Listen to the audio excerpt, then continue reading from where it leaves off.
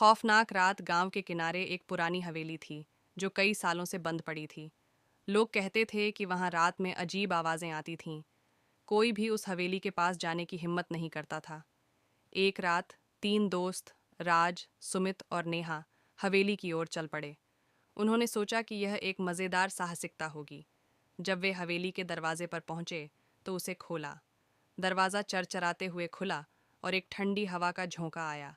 अंदर सब कुछ धुंधला और सड़ रहा था। दीवारों पर पुरानी तस्वीरें थीं, जिनमें से एक तस्वीर ने उनका ध्यान खींचा। वह एक खूबसूरत महिला की थी, लेकिन उसकी आंखों में एक अजीब सी चमक थी। नेहा ने कहा, यहाँ कुछ गलत है, हमें वापस जाना चाहिए। लेकिन राज और सुमित हंस पड़े। डरपोक मत बनो, बस थोड़ी और आगे चलते हैं।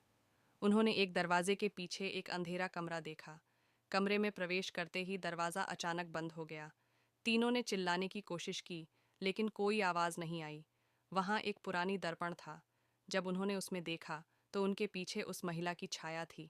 राज ने कहा, यह सच नहीं हो सकता। लेकिन महिला की आंखें उन्हें घूर रही थीं।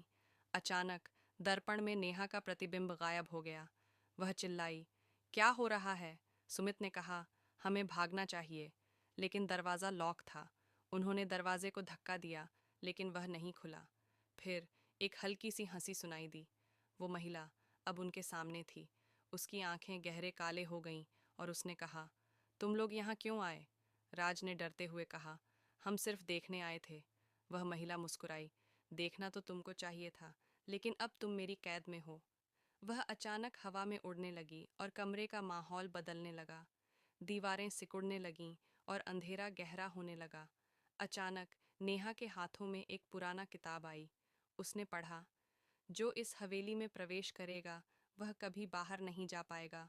सुमित ने किताब को फेंक दिया। हमें यहाँ से निकलना होगा। उन्होंने मिलकर दरवाजे को धक्का दिया और वह खुल गया। बाहर निकलते ही वे भागने लगे, लेकिन पीछे से महिला की हंसी गूंजती रही।